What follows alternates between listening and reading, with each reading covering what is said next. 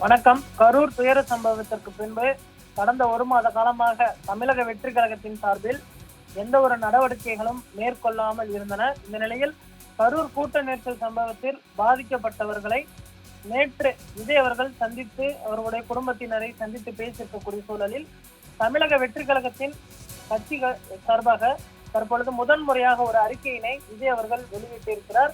தொடர் மழையால் நெல்மணிகள் வீணாகி முளைத்ததை போல மக்கள் விரோத திமுக ஆட்சிக்கு எதிரான எதிர்ப்பு முளைத்து வளர்ந்து செழித்து ஆட்சியாளர்களை வீட்டுக்கு அனுப்ப போவது உறுதி என இந்த ஒரு கண்டன அறிக்கையை திமுகவுக்கு எதிராக வெளியிட்டிருப்பது குறிப்பிடத்தக்கது.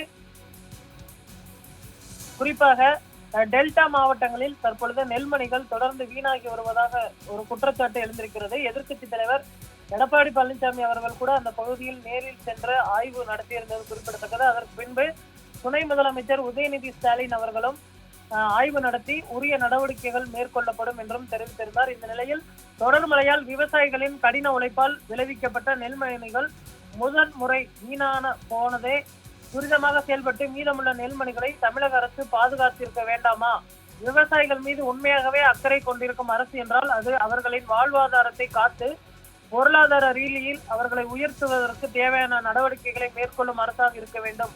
மாறாக ஏழை விவசாயிகளின் தங்களின் கடின உழைப்பின் வாயிலாக விளைவித்தவற்றை உரிய நேரத்தில் கொள்முதல் செய்யாமல் அவற்றை மழையில் நனையவிட்டு வீணாக்கி ஏழை விவசாயிகளின் வயிற்றில் இருக்கும் ஒரு அரசை என்னவென்று சொல்வது?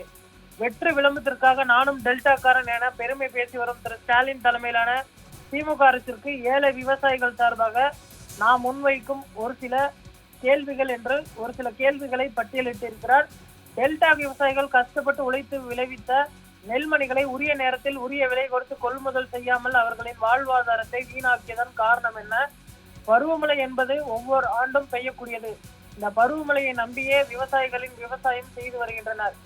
அப்படி இருக்க அந்த பருவமழையினால் விவசாய பயிர்கள் மற்றும் விளைநிலங்கள் சேதமடையாமல் இருக்க எடுக்கப்பட்ட நடவடிக்கைகள் என்னென்ன?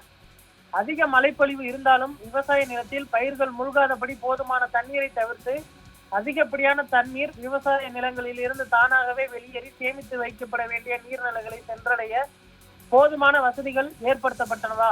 விளைவிக்கப்பட்ட நெல் உள்ளிட்ட தானியங்கள் மழையில் நனைந்து வீணாகாமல் நல்ல முறையில் பாதுகாப்பாக சேமித்து வைக்க எடுக்கப்பட்ட நடவடிக்கைகள் என்னென்ன?